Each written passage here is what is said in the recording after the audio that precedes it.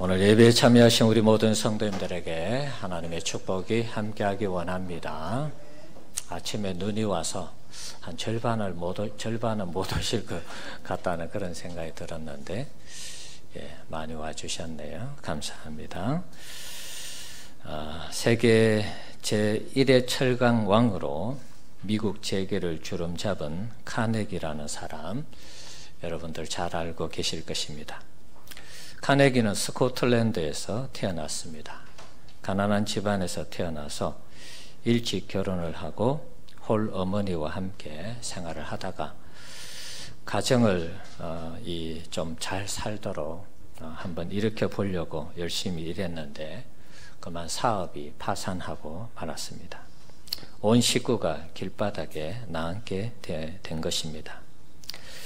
공궁에 처한 이 카네기가 마지막으로 한 번 더 재기할 수 있는 기회를 살피는 가운데 미국으로 가서 미국 땅, 미지의 땅, 미국 이민을 가서 거기에서 한번 다시 사업을 해야 되겠다, 그런 생각을 가지게 됩니다. 그런데 가족 전체가 이민을 가려니까 이게 여비가 없는 것입니다. 배삭스를 구해야 되는데 어머니 가지고 있는 낡은 금반지, 또 아내에게 결혼 선물로 준 목걸이 다 팔아도 이 배삭스를 구하지 못하는 것입니다. 그런데 어머니의 친구였던 핸들슨이라는 부인이 찾아와서 그 이야기를 듣고 20파운드, 당시에 20파운드, 1800년대 중반 정도 되는 시기니까 20파운드, 지금으로 하면 달러로 하면 한 200불 정도 됩니다. 그래서 한 20만 원 조금 넘는 돈이죠. 지금은 아무것도 아닌 것 같지만 1800년대 중반에 20만 원이면 작은 돈이 아니겠죠. 자, 그래서 이 핸들슨 부인이 찾아와서 내가 그 돈 빌려줄 테니까 떠나라고 했습니다. 자, 이 부인 참 감사하죠. 고맙고. 이 사람들이 이민 가서 나중에 입 싹 닦아버리면은 사실 돌려받을 수 있는 그런 상황이 아니잖아요. 근데 이 카네기가 우리가 꼭 가서 열심히 일해서 갚겠다고 그렇게 하며 감사 인사를 하고 떠났습니다. 자, 미국에 간 이 카네기 가족은 열심히 하루하루 일을 하면서 닥치는 대로 돈을 모았습니다. 하루 50센트씩 이 핸들슨 부인에게 갚기 위해서 저축을 했다는 것입니다. 그래서 200달러에 달하는 돈을 다 모아서 빚을 갚았습니다. 한 1년 정도 걸린 것 같아요. 송금하고 나서 이제 빚으로부터 우리가 자유롭게 되었다, 축하 파티를 열었습니다. 그때 카네기가 이런 말을 했습니다. 우리가 빚은 갚을 수 있지만 우리에게 베풀어 주신 그 핸들슨 부인의 은혜를 우리가 갚을 수는 없는 것이다. 그 은혜를 늘 기억하고 감사하면서 살아야 된다, 그런 말을 했습니다. 자, 오늘 본문에는 은혜를 아는 사도 바울의 그 고백이 고스란히 담겨져 있습니다. 돈은 벌어서 사실 갚으면 되죠. 물론 못된 사람들, 안 갚는 사람들도 있습니다. 그러나 대체로 돈을 빌리면 우리가 갚습니다. 열심히 일하고 수입이 생기면 갚을 수 있는 것이죠. 그런데 우리가 하나님으로부터 목숨을 건진받고 영혼에 대한 구원을 우리가 이루었다면 그것은 갚을 수 없는 하나님의 은혜죠. 바울은 예수님을 만나기 전에 교회와 성도들을 핍박하던 그런 인물이었습니다. 그런데 그가 다메섹으로 가는 도중에 빛으로 찾아오신 예수님을 만나면서 그는 예수님을 전하는 사람으로 완전히 바뀌었습니다. 갑작스러운 변화에 유대인들도 놀라고 특히 예루살렘 교회의 사도들이 놀랐습니다. 저 사람이 우리를 잡기 위해서 일부러 회심한 척하는 거 아니냐. 그래서 바울을 만나기를 꺼려했습니다. 그러다가 바나바의 중재로 사도들이 이 바울과 만나게 됩니다. 그러면서 바울이 제도권 교회 안으로 들어와서 사역을 하게 되었습니다. 그는 어떻게 예수를 핍박하고 박해하던 사람에서 예수를 믿고 전하는 사람이 되었을까요? 다메섹으로 가던 바울을 어떻게 보면 예수님은 만나자마자 바울을 심판해도 바울이 할 말이 없는 것이죠. 교회를 잔해하고 예수 믿는 사람을 핍박하고 때로는 죽이는 자리에서 찬성을 했습니다. 그럼 예수님이 괘씸하다 이놈, 내가 너를 오늘 심판하리라 그러면서 빛으로 찾아오셔서 그를 그야말로 하늘에서 날벼락이라고 번개로 말이죠. 그를 쳐서 죽일 수도 있는 그런 상황이었는데 빛으로 찾아오셔서 그를 만나 주었습니다. 그를 죽일 수 있었지만 죽이지 않았습니다. 지옥으로 보낼 수 있었지만 그를 그렇게 하지 않았습니다. 예수님은 그에게 너 왜 그랬어? 묻지 않았습니다. 무조건적인 용서를 해 주었습니다. 그리고 너가 핍박하는 예수가 바로 나다라고 말씀해 주었습니다. 그러면서 그를 이방인의 사도로 임명을 하고 그를 파송하게 됩니다. 그래서 바울이 유럽을 복음화시키는 이 일에 귀하게 쓰임받는 일꾼이 된 것입니다. 자, 이 내용은 사도행전 9장에 고스란히 소개되어 있습니다. 바울 입장에서는 엄청난 은혜를 입은 것이죠. 예수를 이단의 개수라고 생각했는데 그래서 유대인으로서 율법사로서 이단을 척결하는 것이 자기가 하나님께 영광 돌리는 일이라고 생각을 했습니다. 그런데 이단의 괴수인 예수가 나타나서 너가 나를 왜 핍박하느냐 이런 만남이 이루어지면서 예수님에 대한 실체를 알게 된 것입니다. 예수님이 하나님의 아들이고 그리스도이고 메시아라는 사실을 알게 되었습니다. 자신이 배운 율법이 잘못되었다는 것을 깨닫게 되었습니다. 그래서 율법을 버리고 그 다음부터 바로 예수를 전하는 사람이 된 것입니다. 자신을 다메섹 도상에서 심판을 해도 뭐라고 할 말이 없는 그런 상황에서 예수님은 바울을 살려주셨고 그 영혼을 구원해 주셨고 더 나아가서 이방인들을 위해서 복음 전하는 사도로 임명을 한 것입니다. 더할 나위 없이 이 바울은 영광을 입은 것이죠. 그래서 바울의 삶에는 늘 하나님의 은혜가 강같이 흐르는 것입니다. 이게 바로 바울이 받은 하나님의 은혜인 것입니다. 받을 수 없는 자가 엄청난 은혜를 받았습니다. 그 경험을 토대로 주님을 위해서 자신의 삶을 헌신한 것입니다. 율법사의 직분도 다 버렸습니다. 바리새인의 명예도 다 버렸습니다. 오직 예수 그리스도를 아는 지식이 가장 고상했기 때문에 바울에게는 세상에 있는 모든 명예와 권력은 그야말로 배설물이었고 쓰레기였습니다. 그래서 주님을 아는 지식에 자신의 모든 생애를 올인한 것입니다. 그가 얼마나 주님을 위해 헌신했습니까? 고린도후서 11장에 보면 복음을 전하다가 3번 태형에 맞고 40에 감하는 매를 5번 맞았다 이렇게 기록하고 있습니다. 강의 위험, 강도의 위험, 굶고 줄이고 못 자고 여러 가지 많은 괴로움을 당했지만 그러나 인간적으로 받는 이 시련과 아픔은 복음을 전함에 있어서 전혀 아무런 복음을 전함에 있어서 방해가 되지 못했습니다. 복음을 전하는 것 그 자체가 바울에게는 기쁨이었고 영광이었습니다. 그래서 바울은 어떤 일이 있어도 복음을 전하는 일을 중단하지 않았습니다. 이고니온인가에 거기에서 돌에 맞았을 때 거의 사람 다 죽었다 그랬죠. 밖에 버렸습니다. 그런데 바울이 다시 살았어요. 그리고 툴툴 일어나서 이튿날 또다시 다른 곳으로 가서 복음을 전하는 그런 사람이었습니다. 1차에서 3차 이 선교 여행을 마무리하면서 오늘 본문 바울은 비정한 각오를 가지고 예루살렘으로 올라간다고 고백하고 있습니다. 22절 말씀을 보시면 성령의 매임을 받아 예루살렘으로 가고 있다 그렇게 말하고 있습니다. 성령이 뭐라고 말합니까? 23절에 각 성에서 바울을 위해 결박과 환난이 기다린다. 바울 너 이번에 예루살렘에 가면 너 감옥에 갈 거야. 그리고 큰 어려움을 당할 거야. 이런 성령의 감동이 밀려왔습니다. 사실 바울이 복음을 전하러 갈 때마다 환영받고 간 것은 아무데도 없습니다. 갈 때마다 유대인들이 괴롭혔고 많은 문제들이 생겼습니다. 바울은 아마 그러려니 했을 것입니다. 하지만 그 전과 다른 것은 뭔가 좀 다르구나. 이번에 예루살렘으로 올라가면 뭔가 다른 일이 있구나. 내가 다시는 자유롭게 복음을 전할 수 있는 그런 일들이 이제는 중단되겠구나. 이런 느낌을 가진 것입니다. 그래서 그는 예루살렘으로 올라가면서 에베소 교회 장로들을 불러서 마지막으로 교회를 당부하는 것입니다.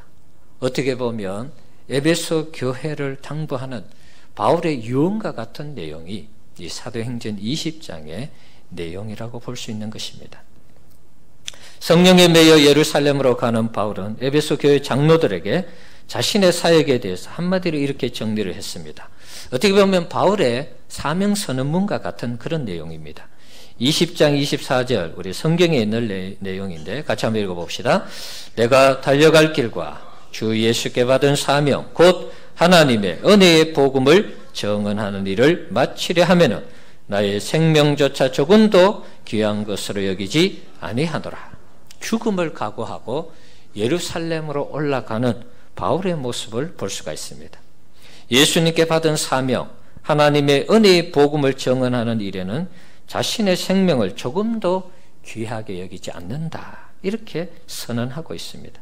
그리고 지금까지 달려온 길과 앞으로 달려갈 길 역시 그렇게 복음을 위해서 살아가겠다. 천명을 했습니다. 바울이 주님께 얼마나 많은 은혜를 받았는지 알 수 있는 그런 대목이죠. 자신의 생명조차도 복음 전하는 일을 위해서는 아끼지 않겠다고 그렇게 고백하고 있는 것입니다.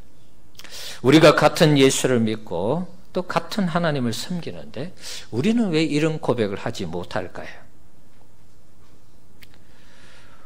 우리에게 찾아온 복음, 우리에게 주어진 하나님의 은혜, 바울이나 우리나 동일한 복음, 동일한 은혜를 받았는데 왜 우리는 바울처럼 이런 선언, 내가 죽을지라도 내 목숨을 버려서 죽을지라도 내 복음 전하는 일에 내가 앞장서겠다. 왜 우리는 이런 고백을 못할까요? 우리의 신앙이 너무 하나님 앞에서 이 개인화된 신앙이 사유화된 그런 어떤 기복화된 그런 어떤 우리의 이 신앙의 모습이 있어서 그런 것이 아닐까 그런 생각을 해봅니다. 뭔 말이냐 하면 신앙이 나를 위해서 신앙생활을 하는 것입니다. 내가 잘 되고 내가 행복하고 내가 세상에서 인정받고 거기에만 초점을 맞추면 신앙이 사유화가 되는 것입니다. 본헤프가 그런 말을 했죠. 값싼 구원, 값싼 은혜. 우리가 예수를 믿는 이유가 물론 복을 받는 것도 있습니다. 제가 늘 강조하는 부분이기도 하죠. 그러나 거기에서 멈추면 안 된다고 제가 계속 말씀을 드렸습니다. 복음이라는 것이 하나님의 은혜라는 것이 내 개인에게 들어와서 내 가정, 내 잘 살고 우리 가정 잘 되고 거기에서 멈춘다면 사실은 우리 기독교가 세상 종교와 크게 다르지 않습니다. 거기에서 더 나가야 되는 것입니다. 하나님의 교회, 하나님의 나라, 하나님의 공의와 정의를 실현하는 데까지 나가야 되는 것입니다. 만일 바울이 신앙을 사유화하고 개인화하고 기복화했다면 오늘 본문에서 바울은 자신의 안위를 위해서 예루살렘에 올라가지 않았을 것입니다. 성령이 그렇게 너 큰 어려움 당할 거야. 그렇게 감동을 주셨다면 굳이 갈 필요가 없겠죠. 내가 가면 큰 어려움을 당하겠구나. 피했을 것입니다. 마치 요나가 정반대 방향으로 간 것처럼 예루살렘으로 가지 않고 다른 곳에서 숨어 지내든지 아니면 어떤 위험한 요소가 제거되면 아마 그때 갔을 것입니다. 자, 하지만 바울은 그것을 회피하지 않았습니다. 정말 예루살렘에 도착하니까 소동이 일어났습니다. 에베소에서 온 유대인들이 바울을 고발합니다. 고소합니다. 즉시 체포되었습니다. 그리고 재판이 열렸습니다. 재판을 통해서 바울은 가이사 황제에게 상소하면서 꿈에도 그리던 로마에 가서 복음을 전하는 그런 영광스러운 기회를 얻게 됩니다. 그런데 자유의 몸으로 간 것이 아니라 죄수의 몸으로 간 것입니다. 참 굉장히 역설적인 복음의 역사죠. 바울은 이렇게 복음을 전하는 일에 있어서는 자신의 목숨을 걸었습니다. 사도행전 21장에 보면 전도자 빌립의 딸들과 선지자 아가보가 예언하기를 너 이번에 예루살렘에 가면 수족을 결박당해서 큰 어려움을 당할 거야. 이렇게 미리 예언을 했습니다. 그런데도 바울은 예루살렘으로 갔습니다. 우리 같으면 이런 생각할 수 있습니다. 성령께서 위험을 미리 감지하시고 나를 피하라고 나에게도 감동을 주시고 다른 선지자 다른 사람들의 말을 통해서 예루살렘에 가면 어려움을 당하겠구나 이런 감동을 주셨다면 우리는 아마 하나님 나를 지켜주시구나, 나를 미리 보호해 주셔서 예루살렘으로 올라가지 않도록 하시구나, 그러면서 우리는 어쩌면 올라가지 않을 수도 있을지 모르겠습니다. 그런데 바울은 그것을 다 감내하고 간 것입니다. 왜 갔습니까? 이유는 한 가지입니다. 자신에게 맡겨주신 그 은혜의 복음을 전하는 일에 자신의 생명을 아끼지 않고 드리기로 작정을 했기 때문에 그런 것입니다.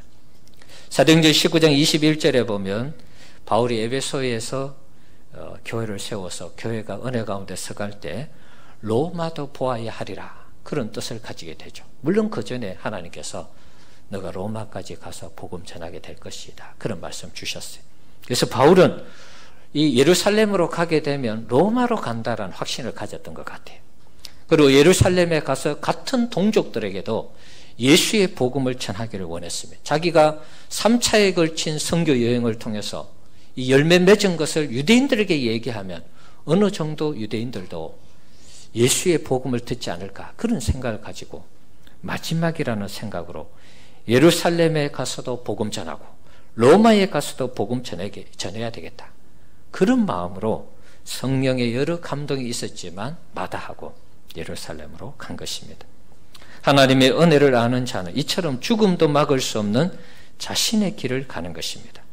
사랑하는 우리 성도 여러분, 우리는 주님의 은혜를 알고 있습니까? 안다는 단어는 경험했다는 의미를 가지고 있습니다.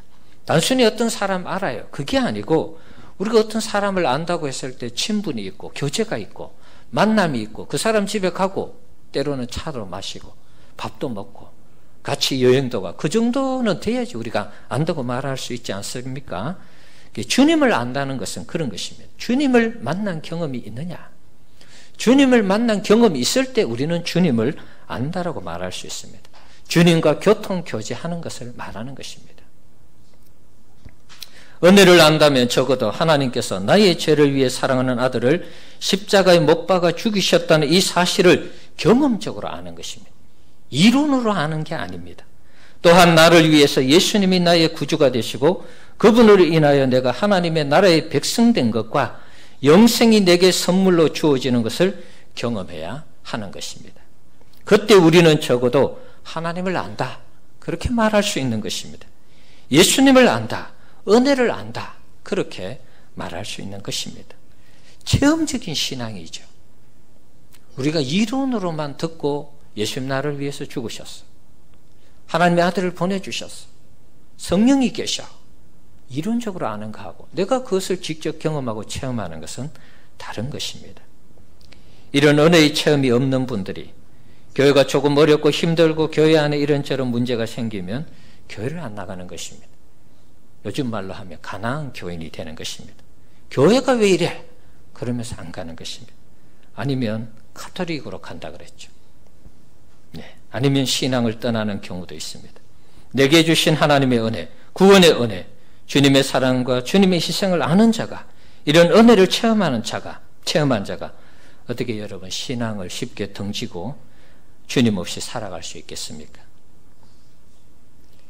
만약에 이런 분들이 있다면 아직 하나님의 은혜를 제대로 모르는 분들인 것입니다. 특히 신앙을 던지고 교회를 안 나가는 것은 더더욱 그런 것입니다. 교회가 마음에 안 들면 여러분 다른 교회로 옮겨도 됩니다. 중요한 것은 신앙생활을 해야 되는 것입니다. 우리 성도님들 하나님의 은혜를 알고 있습니까? 하나님의 은혜를 알기 위해서는 우리가 말씀 생활을 좀 잘해야 되겠습니다. 여러 방법이 있습니다. 성경에는 하나님의 사랑이 고스란히 담겨져 있습니다. 아들을 보내신 그 사랑이 우리에게 있습니다. 성경을 읽을 때마다 하나님의 러브 스토리를 우리가 대해야 되는 것입니다. 그 아들이 와서 우리 인간을 이해하고 사랑하고 우리를 용서해 주신 사건이 사복음서에 기록이 되어 있습니다. 그 아들의 사랑과 구원의 확신을 가지고 전도하고 교회를 세운 종들의 이야기가 이 서신서에 다 기록이 되어 있습니다. 여러분, 하나님의 말씀을 가까이 하면 하나님의 은혜가 우리에게 임하는 것입니다. 그 말씀을 붙들고 여러분 기도해 보십시오. 하나님, 나를 얼마나 사랑하시는가, 나를 구원하기 위해서 얼마나 많은 시간 동안 준비하셨는가, 그것을 깨닫게 해달라고 여러분이 기도하신다면 하나님의 은혜를 반드시 깨닫는 그런 역사가 있게 될 줄 믿습니다. 우리가 말씀 생활, 기도 생활만 잘해도 성령께 우리를 맡기면서 하나님의 은혜를 깨닫게 해달라고 기도한다면 하나님의 은혜가 강같이 우리 가운데 임하는 것입니다. 지금 이렇게 예배 생활 잘하고 하나님 앞에 여러분의 모든 삶들을 맡기면서 하루하루 하나님의 인도를 받는 그런 삶을 살아간다면 하나님의 은혜가 넘치는 것입니다. 바울은 은혜가 무엇인지 제대로 아는 사람이었습니다. 죽음도 그의 은혜의 복음을 전하는 일을 가로막지 못했습니다. 그는 자신이 죽어도 그리스도만 존귀케 된다면 괜찮았습니다. 자신이 비천하게 되어도 누군가 그리스도를 믿어 천국 간다면 아무 상관이 없었습니다. 자신의 이름이 생명책에 지워져도 동족인 유대인들이 예수를 믿는다면 자신의 이름이 지워져도 괜찮다고 말을 했습니다. 그만큼 복음에 대해서 바울은 모든 것을 걸고 복음 전하는 일에 최선을 다했습니다. 우리 성도님들은 은혜를 아십니까? 내가 기도해서 응답받는 거 은혜입니다, 여러분. 내가 헌신하고 봉사해서 하나님께 복을 받는 거 은혜입니다. 부인하지 않습니다. 하지만 우리가 하나님께서 나를 위해 사랑하는 아들을 이 땅에 보내주신 것과 그 아들 되시는 예수님이 나를 위해 십자가에 죽으신 사실을 이해하는 은혜를 모른다면 우리는 아직 기독교의 이 진수를 모르는 것입니다. 타 종교에도 여러분 기도하면 응답받는 이런 역사가 있습니다. 이방 종교에도 말이죠. 타 종교에도 봉사하면 복을 받고 기도 응답을 받아요. 이게 하나님의 미혹의 역사인지는 모르지만 있습니다. 그 사람들도 그래서 신앙생활 하는 거예요, 여러분.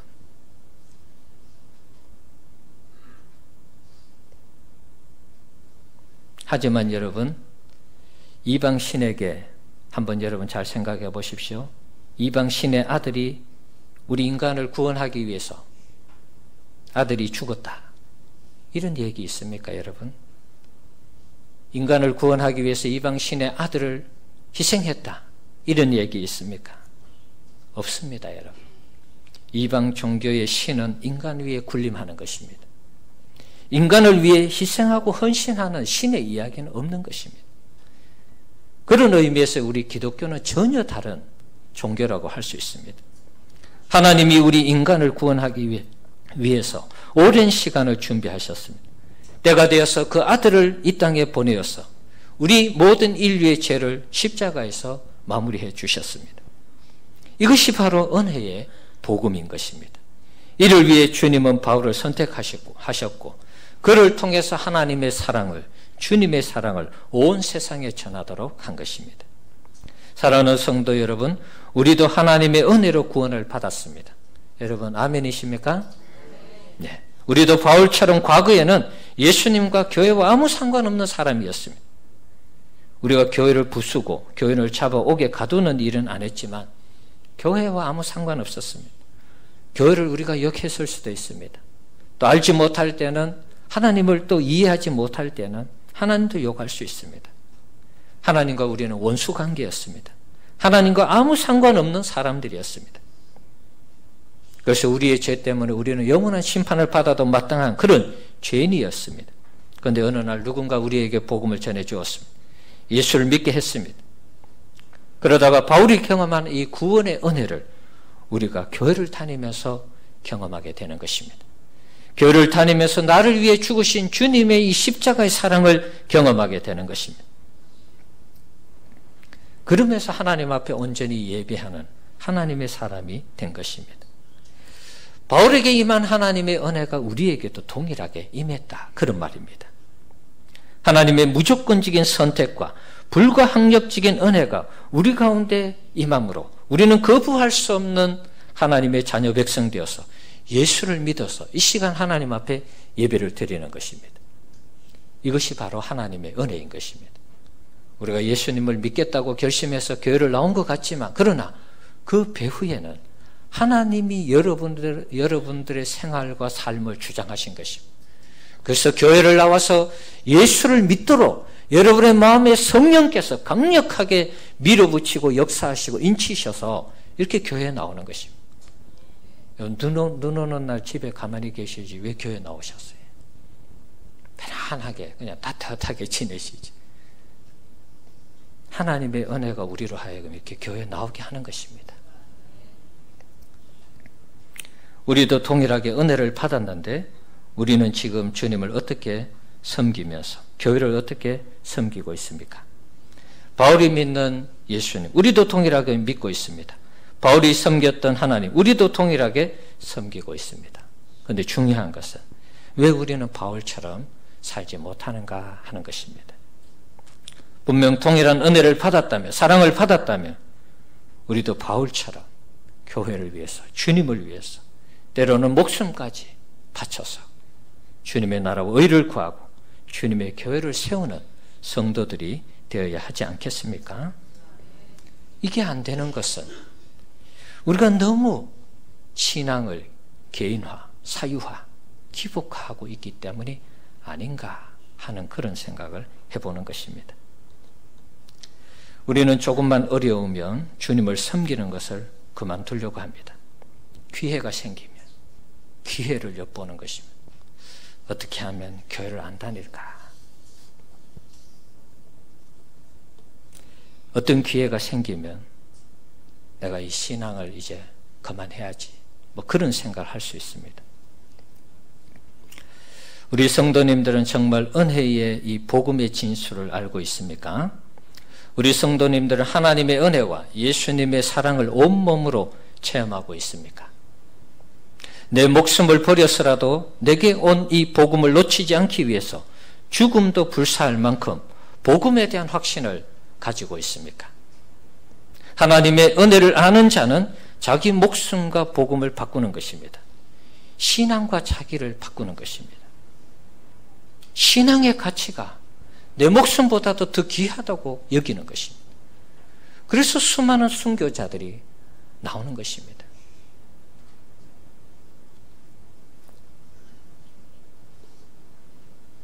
양화진에 가면 수많은 선교사님들의 묘비가 있습니다. 우리나라에 온 수많은 외국인 선교사들 이곳에 와서 복음 전하다가 아내가 죽고 아이들이 태어나서 죽고 자신도 죽고 바다를 건너오다가 죽고 이런저런 이유로 인해서 많은 사람이 죽었습니다.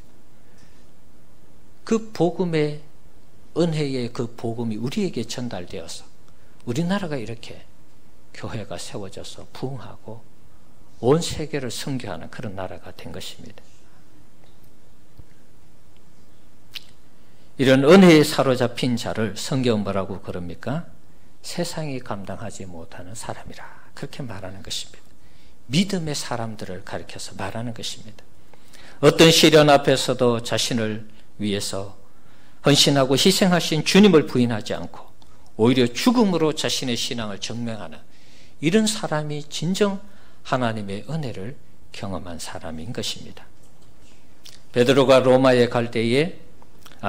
로마에서 복음을 전하다가 자신의 생명에 위협을 느꼈습니다. 그래서 몰래 로마에서 빠져나옵니다. 도망치듯 교회와 성도들을 버려두고 몰래 나오는 것입니다. 베드로 입장에서는 내가 살아 있어야지만이 다음에 또 교회를 세우고 성도들을 돌볼 수 있다는 그런 생각을 했던 것 같아요. 로마를 빠져나올 때에 이 베드로는 주님을 다시 만나게 됩니다. 베드로는 로마를 빠져나가는 방향으로 길을 가고 있었고 주님은 자신을 향해서 오고 있었습니다. 그래서 주님을 알아보고 묻죠. 쿠바디스 도미네, 주님 어디로 가십니까? 주님 만나서 왜 내하고 반대되는 방향으로 가시죠? 물었습니다. 그래서 예수님이 이런 얘기했습니다.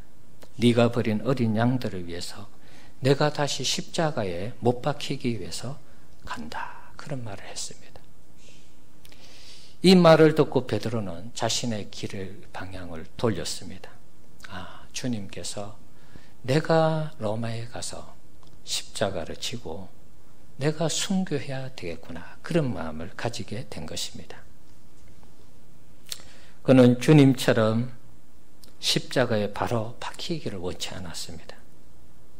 하나님의 은혜가 베드로에게 임했을 때 그는 오히려 송구스러워서 내가 어떻게 주님처럼 바르게 십자가에 못 박힐 수 있습니까? 거꾸로 못 박혀 달라고. 그렇게 해서 거꾸로 못 박혀 죽었습니다. 주님의 은혜를 아는 자는 이렇게 주를 위해서 자신의 목숨을 버리는 것입니다. 베드로는 아마 주님을 만났을 때 과거에 주님 살아계셨을 때 부인했던 그것이 생각났을 것입니다.